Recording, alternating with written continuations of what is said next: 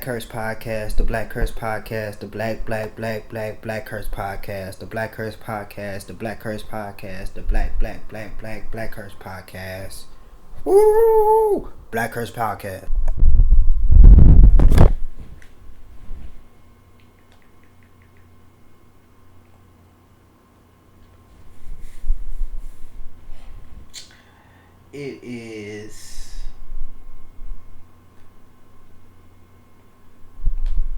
It is July 17th, 2021.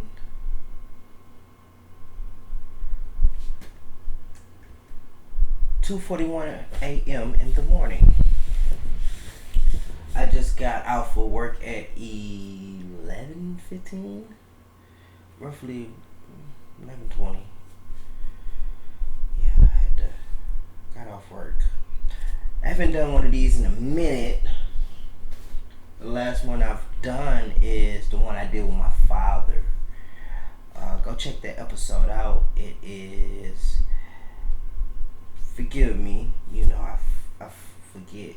The BlackCurse podcast, episode 4. BlackCurse Pops and Amos Granddad.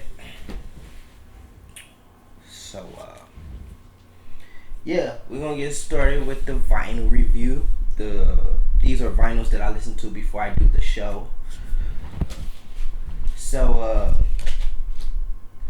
Best of Alan Sherman. He's a folk singer. Kind of weird, kind of not my stuff. But I bought it. I bought it, listened to it. It's okay. I only got 3 today. Got 3 of them. The next one is Pat Paulson for president. This was pretty interesting. I don't know, just different. Sometimes I don't listen to the whole entire vinyl. Sometimes I just listen to a little bit, just to, before I start the show, just to give me, I don't know, inspiration, motivation. It was different. It was interesting. It's interesting to learn about different things, different people, and he's a pretty interesting character from the little bit that I did hear. Excuse me, pardon me. This is Rachmaninoff, second piano concerto.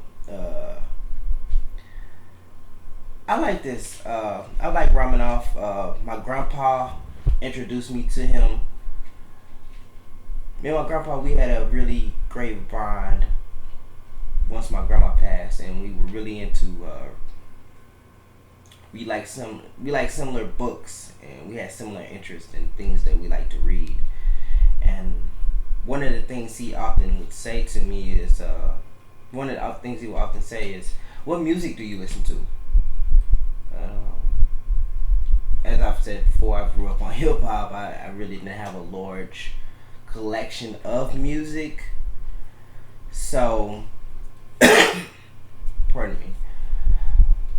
I didn't have a large collection of listening to music, and Rachmaninoff was one of the people he suggested that I listen to.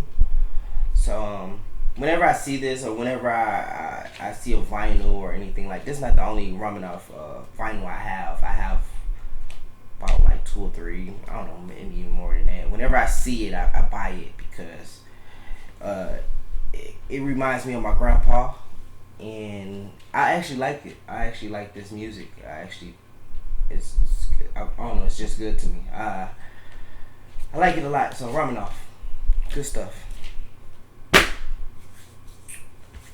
So this is the BlackCurse podcast, episode 5, live from Genre House Studios.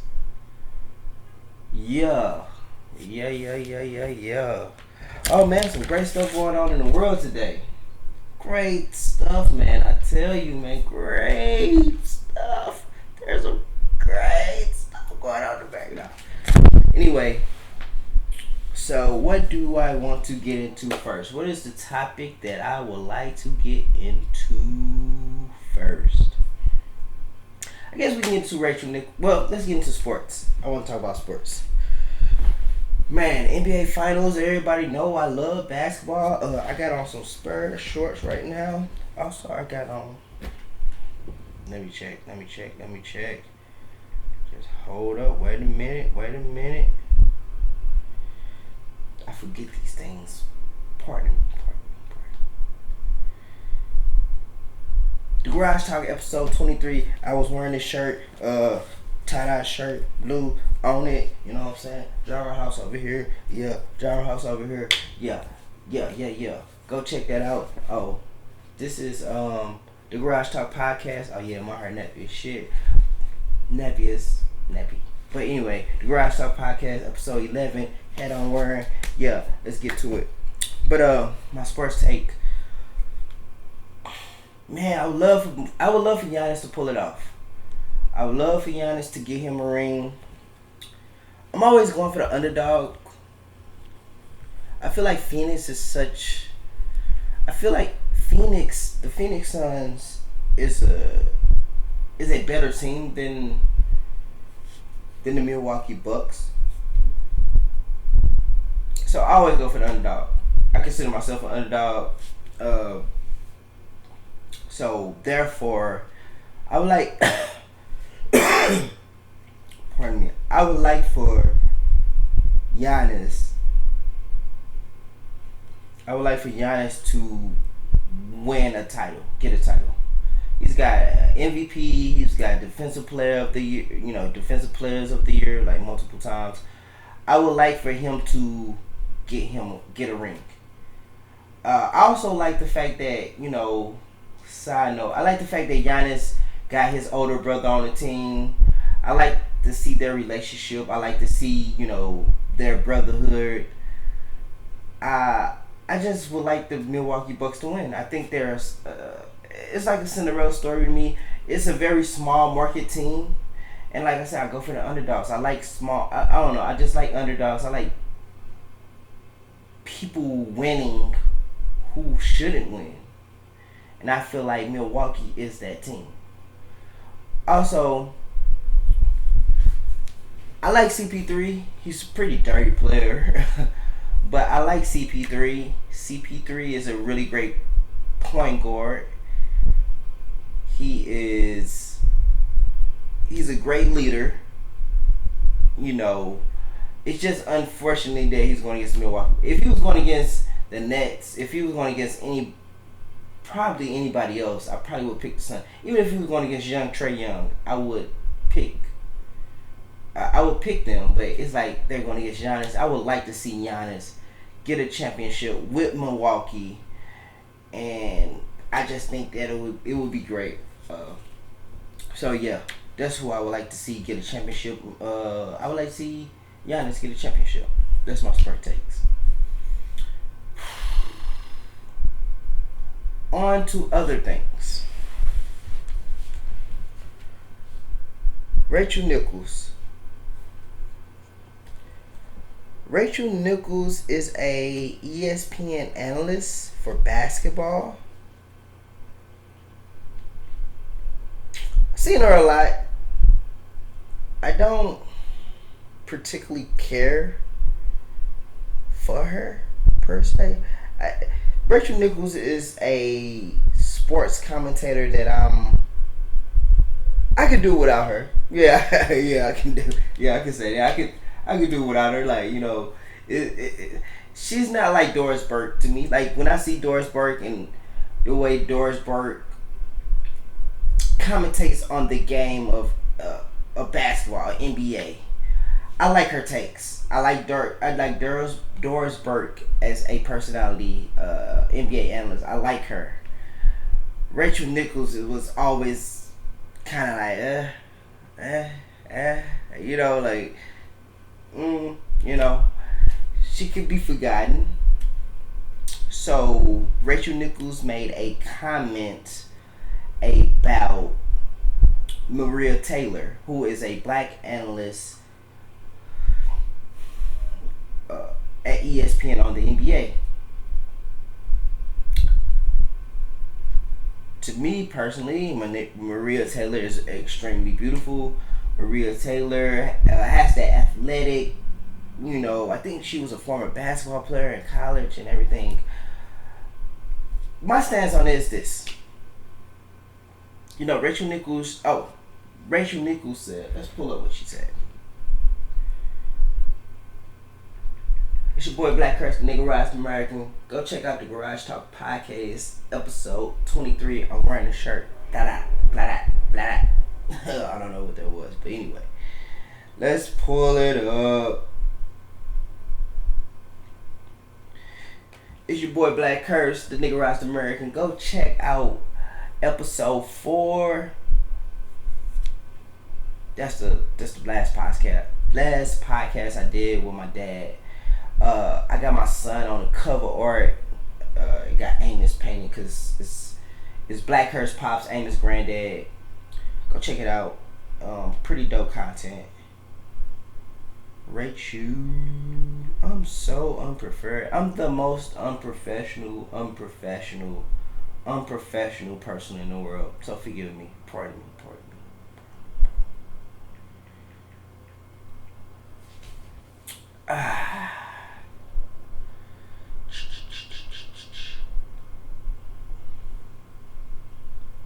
Rachel Nichols, Maria Taylor.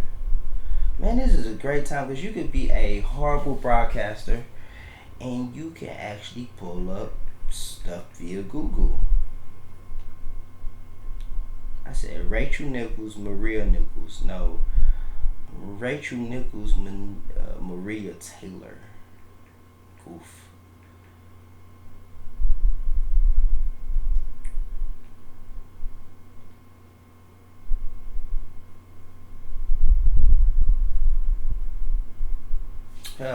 In CNBC politics, ESPN reporter Rachel Nichols' show fails to air after she's pulled from NBA Finals due to Maria Taylor race comment.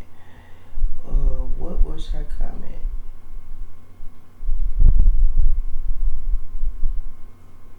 Okay, so Rachel Nichols says, if you need to give her more things to do because you are feeling pressure about your crappy long-time record on diversity, talking about ESPN, which, by the way, I know personally from the female side of it, go for it. Nichols said on the call audio, which was published by The Times. Just find it somewhere else. You are not going to find it from me or taking my thing away, she said. Man,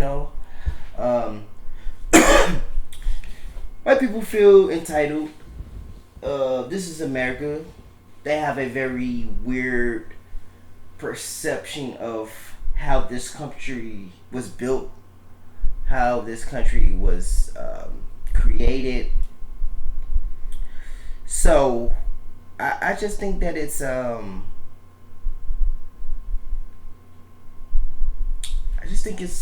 it's funny to me. My stance is this. My name is BlackCurse, the Black Contradiction. My name is BlackCurse, the Black Experience. I have a lot of AKAs. But anyway, this is my stance on it. My stance is that I want blacks to be empowered.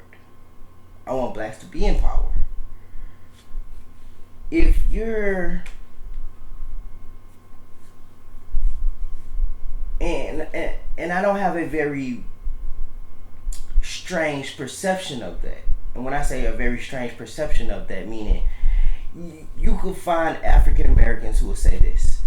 Oh, well, let's take race out of it. I get Rachel Nichols because she's saying that, hey, man, I don't want my job taken away. Who wants their job taken away? What race, what group, what people, what person, what individual want their place taken away? All right? That's that argument, I'm qualified for the job. I've been doing the job. But because of your diversity, you're taking my job away, So they could. Some people could look at that and say Rachel Nichols is really just talking about her job. It has nothing really to do with race.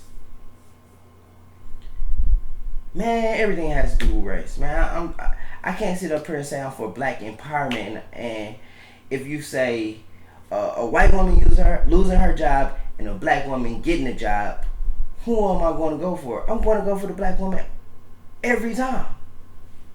I'm sorry. It's not even a sorry. It's like, that's what it is. I would rather see Maria Taylor there as opposed to Rachel Nichols. And to be quite honest with you, I don't care to see Rachel Nichols. Like, I really don't care. Like, she's always been an analyst that I always like. Why the like I could do without her personally, but yeah, I'm definitely going to choose Maria Taylor. I want blacks to be empowered. Say, yeah, move your little white ass home. You know, as far as for women's rights and all of that stuff, and um, white women in particular, when it comes to when it comes to women's rights, hell, go up the ladder and try to get that job. You've been doing that. You've been commentating for however many years or however long or whatever. Go get the white man at the top who's higher than you. Go get his spot. Vic for his spot. You know, you need to get up out of there. We need to see more black analysts on the show. In fact, I feel like the game of basketball, since it's like a league with mostly African Americans, it should be black commentators. It should be more black analysts doing those jobs, especially women, men. It should be. I mean, it's more NBA legends. It's more NBA players. It's so many NBA players out there where they should be analyzing. They should be telling the game. It's so many black women who play basketball, who know the game of basketball. They should be commentating. Rachel Nichols' plump self can't play no fucking basketball. I'm sorry, not the curse. Rachel Nichols' plump self can't. What can you do? What, you know? And I don't know her background. Maybe she did, but I'm just saying. At the end of the day, Maria Taylor, I feel like should have that spot. Maria Taylor, whether she's better or she's qualified, I feel like no. The jig is up. The NBA is a majority black game.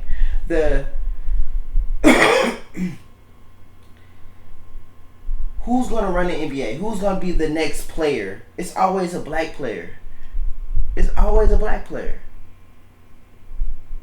It's always a black player selling these shoes to all these people who's changed the game. It's not white people. It's not. It's a black person. So we need black commentators to commentate on this game. That's how I feel about it. Yeah, I definitely want Maria Taylor to be the analyst or whatever.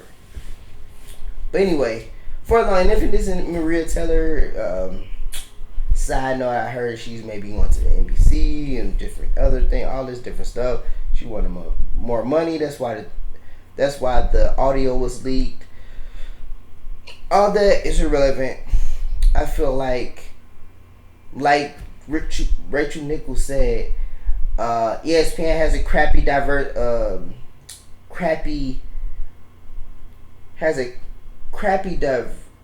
diversity situation there. Put more black analysts. Period. African Americans, black people across the globe have been dominating sports. So it should be blacks commenting or analyzing that. Anyway, that's my take on Rachel Nichols and what she said about Maria Taylor. Whew. Blackfishing. According to CNN, blackfishing is when white public figures, influencers, and the like do everything in their power to appear black. I thought it was an interesting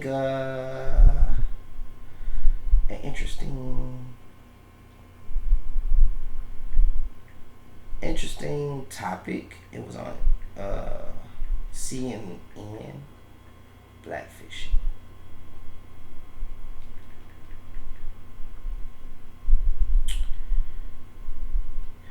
Okay. Okay. So apparently Iggy Azalea, I hadn't watched the video. She did a video where she's appearing to be more uh, black based off her makeup. And, when you're entertainment and all of that, they have makeup and they have all these different. They have all these different, way to make someone look a certain way, and supposedly Iggy Azalea was appearing black, and it's just not just Iggy Azalea; it's all types of groups and ethnicities who are doing supposedly blackfishing. My take is it's been going on for a long time. It's been going on for a long time. It's been going on since the beginning of time. It's been going on since the beginning time of America. Well, beginning of time of America is what I meant to say. I mean, they were doing blackface. They, I feel like a lot of comedians and a lot of, just certain black entertainers, a lot of people try to rip their styles, try to imitate them. It's been going on. I think in an entertainment way, African Americans, white people have always been entertained by us. White people have always enjoyed us as the entertainers. And white people have always tried to imitate black entertainers. I think it's interesting now because, you had racism, you had all the slavery, you had racism, you had Jim Crow, you had all these different things, all these different time periods. I think it's interesting that in 2021, you have white people who are trying to be black, and they're trying to be entertaining and be like they trying to do.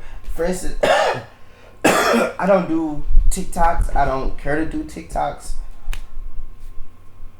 Supposedly, I've heard. I don't know. I didn't do any research on this story. I just saw it that black creators are boycotting TikTok. Supposedly, I really don't believe that. But supposedly black creators are not, and I didn't do any research, but supposedly black creators are not doing TikTok because they're saying people who are white are getting more attention doing their content as opposed to them doing their own content, or black people doing their own content or whatever. I mean, and I think that's what we have to face from an economic standpoint, from just what I was just saying earlier about, I'm all about black empowerment. Man, listen. White people imitating black in an entertaining way, that's whatever. That's one thing, right? White people getting paid more than black people in taking their stuff and, doing, taking their content and imitating or taking or doing their entertainment stuff or whatever. That's another thing. That's a whole nother thing. That's really what race comes down to me. It comes down to who's getting more money, who's getting paid for it. Bro, you're imitating us and the money is staying with y'all. That's the issue. And I think that's just what's going on. It's a white person doing black rapping, singing, dancing like a black person gets way more money, gets way more attention because white people will love to see other white people. They're majority of the population, although supposedly that population is dwindling. But that's what is going on. So I can see how that could be a problem. I don't know. I just thought it was an interesting topic. I just wanted to give my point of view on it. I mean, and that's what I really see it as. I see it as basically, I just hate, for me, the way I look at it is it's just white people making more money off of black like imitating black people. I I wish it was reversed. I wish it was like black people were making the most money off of it. The originators, the creators of it, the dance moves, whatever, the singing, the dancing, the jigabooing. I wish they were making the most money, and whites imitating that. It's like fun. You know what I mean? Like it's fun for them. It's no money. It's like fun. It's you do that shit for whatever reason, but for us it's money. For us it's a way of living. It's a way of we should be more. I feel like in entertainment space, I feel like we should be dominating. Like I just personally, I feel like we should be dominating from a money standpoint because we are the original. Blacks have created every genre of music in America. You can debate me all you want. Go do your research. In fact, read my friend Lerone Armstrong book, The Beatles, The Rolling Stone, and the Power of Black Music. And he could tell, in that book it tells you how literally black people have created every style of music in America. Whatever you want to call it. Blacks have created. Blacks were the originators of it. Anyway, I just feel like African Americans should get the most money out of it. I feel like you should be a black creator, creating music, creating dance moves, creating anything in entertainment form, and being broke. Like, because people are still in our style. People are into it, you know? And personally, I don't think it's cool. Like, I'm just going to say this. Like, for me, some people will look at it and be like, oh, man, you know, white people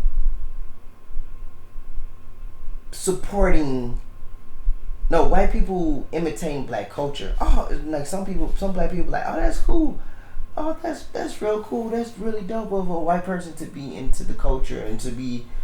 I don't care about that shit. That shit does not really interest me at all.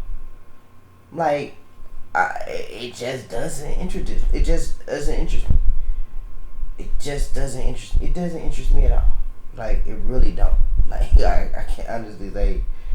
It doesn't interest me at all. Like, it doesn't make me feel no way. Don't make me be like, oh, they're cool. It's like, I don't know. It's like, whatever. You know? It's nothing interesting to me about that. It's just like, whatever. But anyway, I thought that was interesting.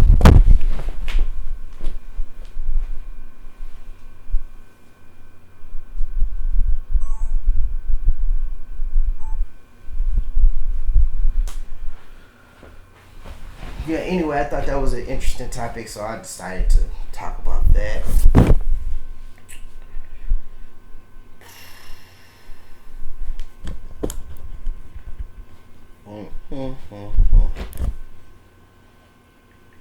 So, that's blackfishing. What's another one? What's another good topic I was talking about that I saw? That man, I'm so unprofessional. The unprofessional.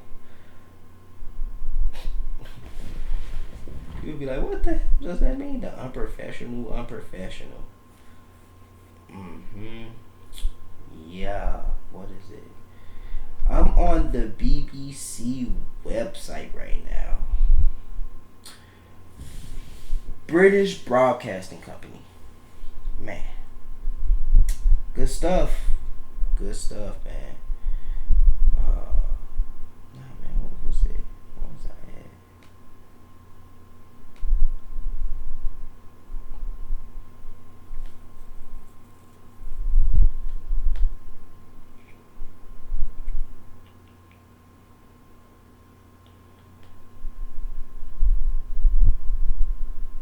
What was I at? Anyway.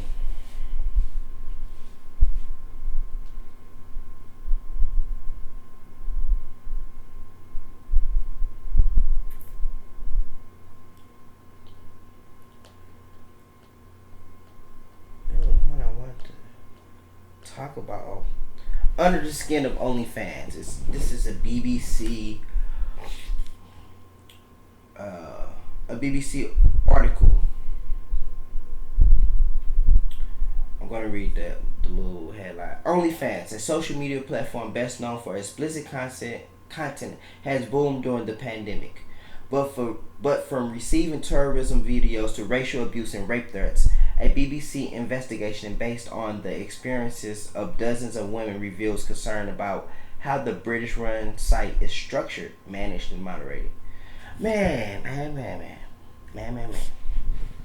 So, reading this article, it talks a great deal about how OnlyFans, which is a very well known site, women are being harassed. A lot of women videos have been taken. A lot of women, like in the article, it was a woman. She was in college, and her roommate took her pictures and was making money off of it. So and, she thought it was just being fun, just having and this it turned into her roommate taking the photos and actually making money off of it. A lot of women was in there. So one woman in particular, she was like, she was 22, left home or whatever from her family or whatever, and she decided, and she was making like $2,000 a month, right? Interesting to me is like you can do that going to a job, but she was making $2,000 a month, man. Somebody hacked her stuff and put like, it wasn't Al Qaeda, but it was like one of those terrorist group stuff on her site. She got scammed for like $150. It was just a whole bunch of mess. I mean, but looking at it, I thought it was like a pretty interesting pretty interesting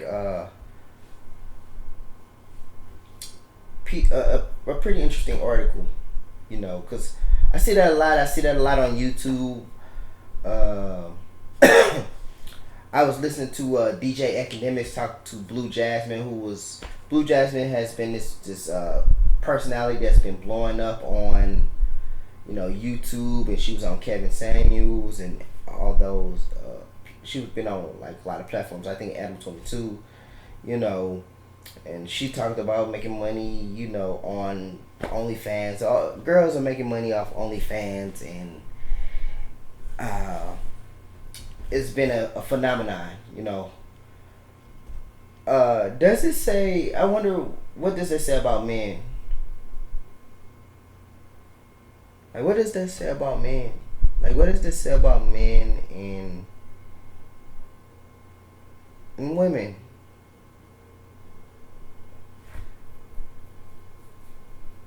Like, what does that really say about men and women? Because men are paying for this stuff. Men are paying for seeing a picture of a woman naked.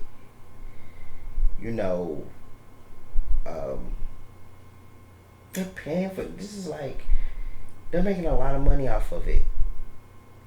And it says a lot about men. It says a lot about the power of women, per se. When I say the power of women, I mean in that for a man to hack a woman's OnlyFans, for a man to scam a woman on her OnlyFans, for a man to care that much to pay for her OnlyFans, like all these different entities where men are paying, and also being extremely what's what I want to say, extremely harsh or mean or trying to hurt women in their OnlyFans and them making money. It's pretty insane. It's pretty crazy. But I don't know. I just thought it was an interesting topic. I saw it on the BBC. I thought it was pretty cool. Not cool, but I thought it was a pretty interesting topic. But and what I want to say is to women who do OnlyFans, you have to be aware of that. You have to be, especially if you have kids or family or things of that nature. you have to be aware of what you're getting yourself into. Because even in OnlyFans, just because OnlyFans is set up as this professional website doesn't mean that you're protected. You're not, in the article, it talks a lot about how women are not even protected by, supposedly their security.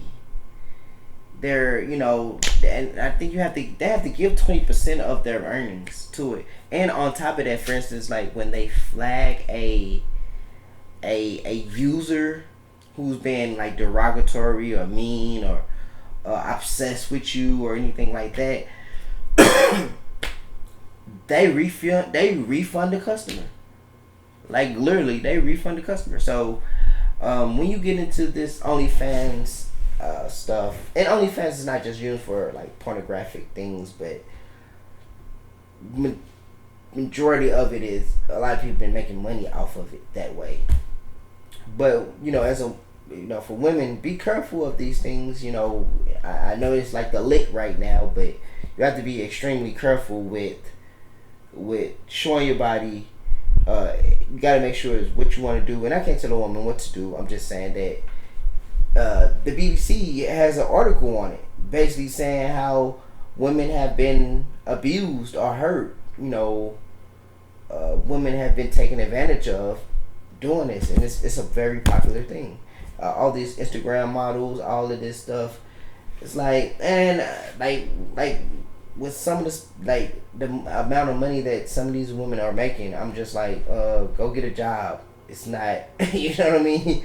But whatever, I'm not, it's just like, for that to happen, you know what I mean? And you don't make some of you not making a whole lot of money, I guess. But anyway, my next topic.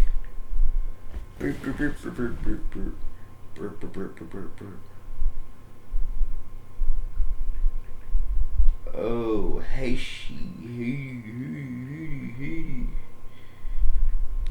president. Man, I was saying on a previous podcast, Makami, shout out to Makami, man. Pray for Paris, man. That's the album I've been on. That's the album I've been listening to. Man, I said pray for Haiti, and this is why.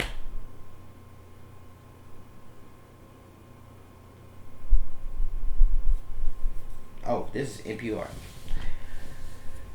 Mystery surrounds Florida company suspected in assassination of Haiti's president.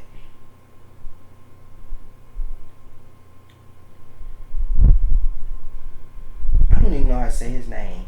Jovenel Moise. Anyway, he was killed. His wife was critically injured.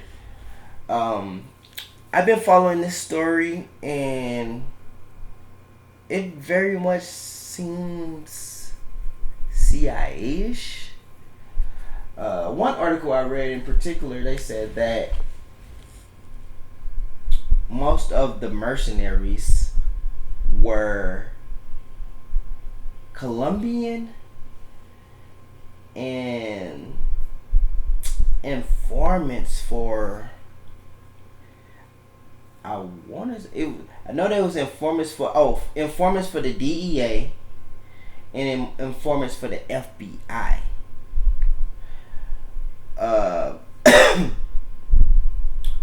The DEA was saying, yeah, they were informants for them or whatever, but those are what they was informants for, and I don't know, supposedly they have no connections. The FBI was just straight up like, look, bro, our informants we don't give any information about. So with that being said, I believe it was CIA involved. Particularly why, I don't know. I don't. I guess it's manifest destiny. I guess it's if you know what Americans and America in manifest destiny is, they want to control the Western Hemisphere from not Western Hemisphere, but they want to control, you know, this the Americas. You know, they want to have a control over it. They want to have a dominance over all the Mexicos, the Central Americas, South Americas, the Canada. You know, they want to be the dominant power. They want to have manifest destiny, like a phenomenon. You know, you should read the book Confessions of an Economic Hitman. It's a really great book. It talks a lot about that. It talks a lot about how America and its institutions sabotages other countries' economics. And that's what I believe. I believe that Haiti, because it was the first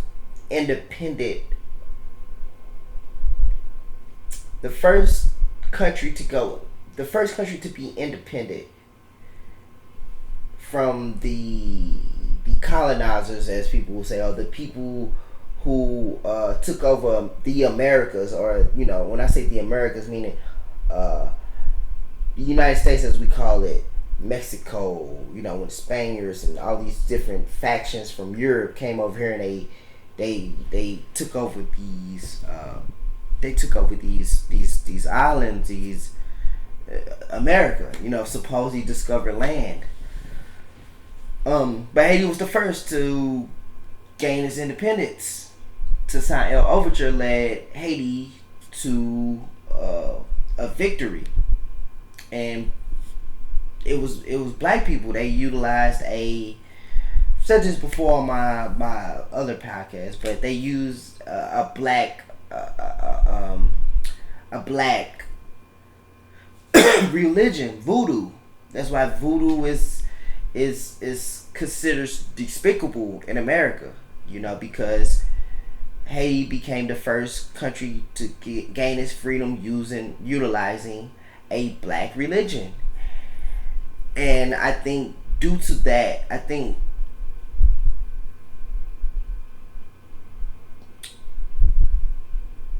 think America keeps its eye on Haiti. I think America makes sure. I think America sabotages Haiti economics. I think America makes sure that Haiti would never gain any prominence or any type of, Haiti is a small country geographically. So it's not to say it's no way that it could be a dominant force. I'm just saying that it's kind of hard. They have giants, they have other. It ain't just America. It's just other people, other countries that are a little bit bigger. Haiti is just kind of it's separated between Dominican Republic and Haiti. Dominican Republic has always kind of been associated with the West, or they have been more of a associated with the whites. They try to promote and market their country as the whites. What is I can't think of this guy's name. It's a historian. He's really good. Black historian. He went to Harvard. What is his name? I gotta give you his name, so you can go check it out. I'm putting in Google. Black Harvard professor. Black Harvard historian.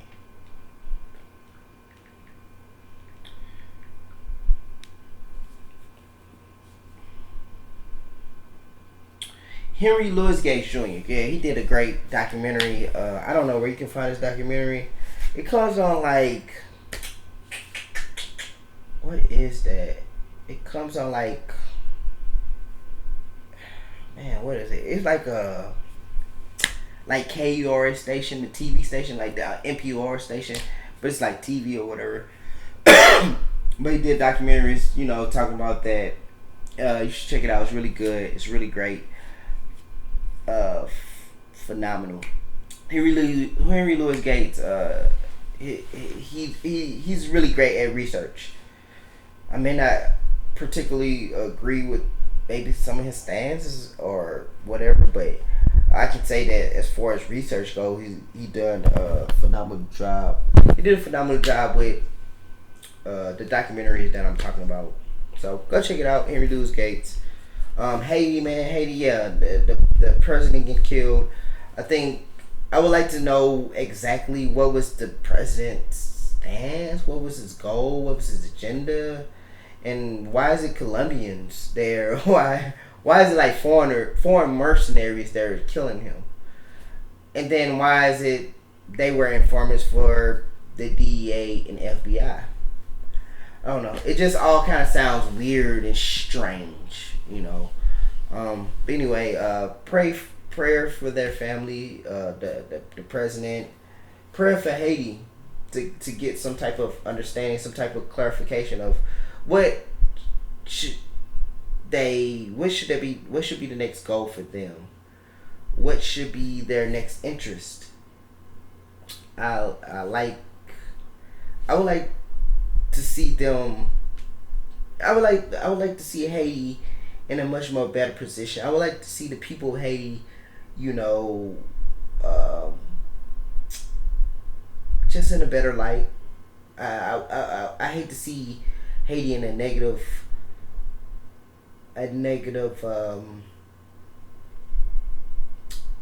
see them in the media in a negative way. You know, a black country with a black president and he's killed. It just I hate to see that in media. I hate to see that. I hate to see any black country in a negative light. It's disturbing.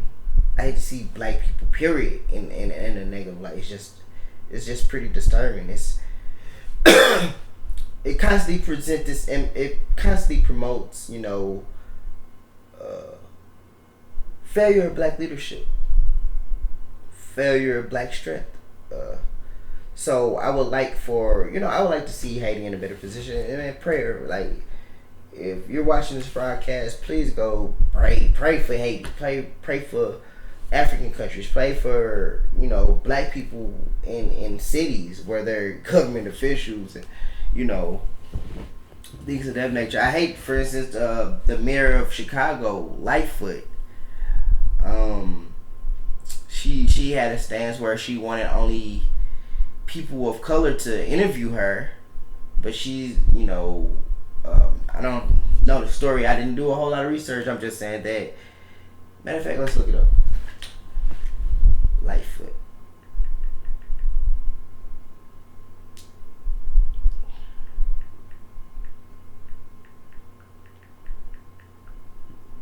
Lori Lightfoot. Excuse me.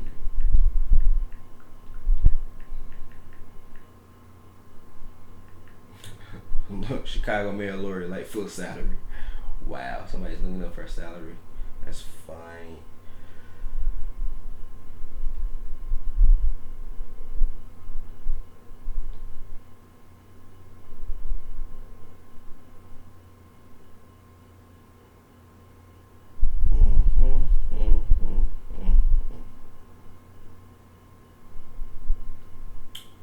Lori Lightfoot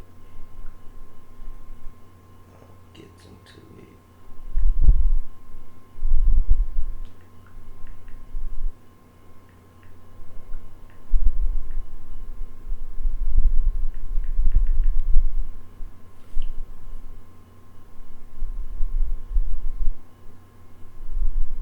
Yeah, the mayor and Lori Lightfoot and some aldermen from Chicago, they got into a very they got into an argument.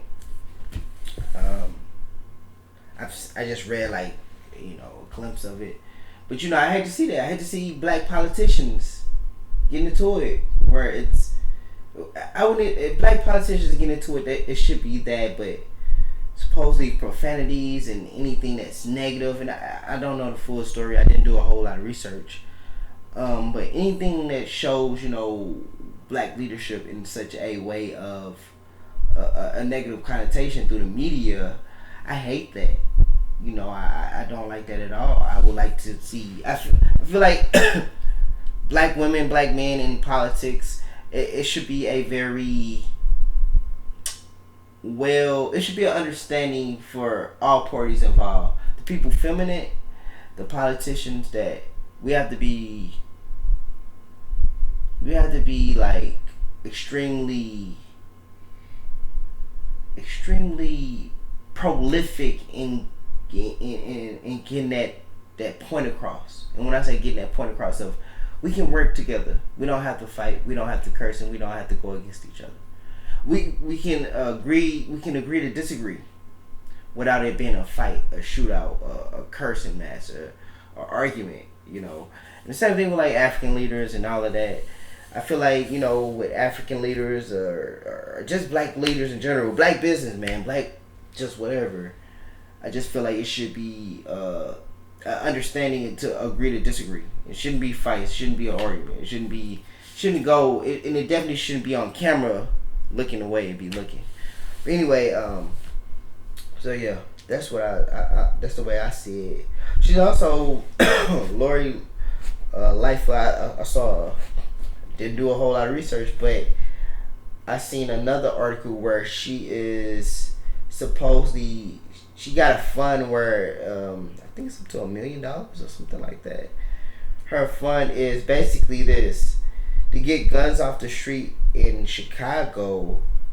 She's creating a money fund where if you snitch or if you tell on the people who have the guns, you can get some money.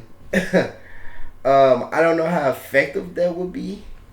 I guess it's interesting, but it's been all over news media that I personally, I don't know how effective that would be. I personally don't know if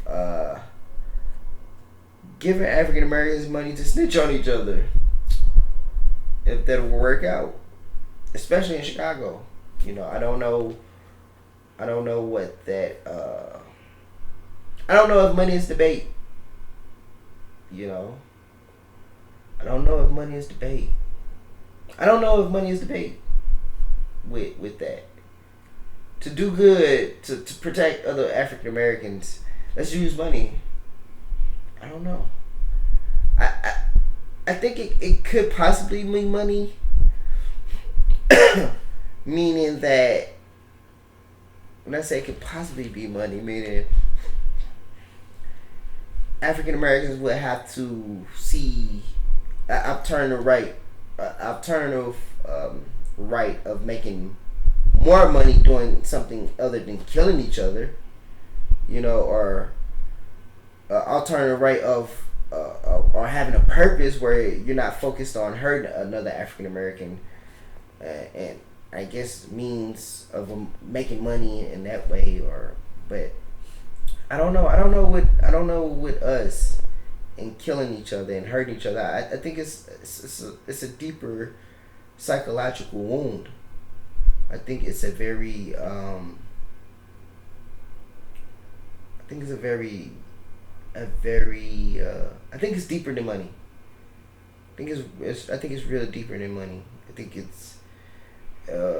I think when they say, I think when you talk about street beefs and killing and hurting each other from drug wars or things of that nature, I don't think it's necessarily a drug war. I think it's deeper than that. I think it's just a lot of self-hatred, a lot of I don't know. I just think it's deeper than just money.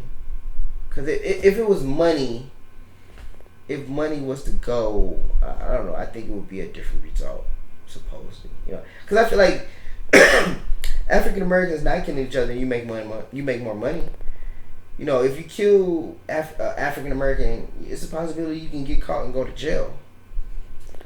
And in jail, you don't make no money. But if you go like for instance, when I said I think it's deeper than money, meaning if it was about money, it would make the most logical sense for African Americans to literally go to school, do right, have a purpose, start businesses, create things. If it was really about money, it was really about green power. It will be that. Because you make more money, you're free. you're free and not in jail. If you go to a regular 9 to 5 job, you'll make more money if you're literally riding around with a strap shooting people. And you could be a professional hitman, but how realistic is that? You know what I'm saying? I feel like for you to be a hitman, you have to be very detailed. You have to be very. These guys are just literally riding around with guns, saying they hate each other and shooting each other. You know what I mean? They mad at each other for whatever reason. Oh man, you know, it's just jealousy. It's this. It's like I said, it's like a lot of self hatred, and it's a cycle, and especially in Chicago, it's deeper because of the gangs. And I'm not from Chicago. I'm not privy to the gang politics. But I just think that gangs, like we see in L.A. and Chicago and New York, black gangs are very. They're against each other. They fight. They shoot each other. They do all these different things. So Chicago, I just think it's bigger than having a trust fund for snitching on people. I don't know. I think it's other things. I think it's other, and I don't have a solution. I don't believe anybody has a solution. It's a pretty. It's a hard solution. It's a hard solution, and people will be like, well, it's not really that hard. It's simplified. It's simple. It's basic. It's like, nah. It's really. We can sit over here all day long and say that, you know, from a psychological standpoint, African Americans are the least likely to go get psychological evaluations. True. Right, true. But how many African Americans actually have, like, good health insurance to go get psychological evaluations? Who have the money to do that? And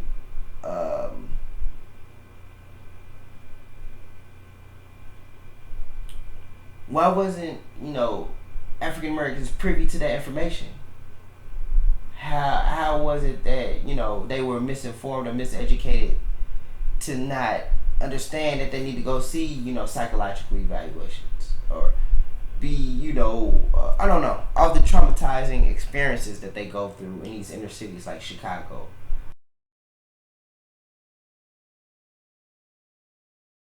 Curse podcast, the BlackCurse podcast, the BlackCurse podcast, the BlackCurse podcast, the BlackCurse podcast, the BlackCurse podcast. Woo! BlackCurse podcast.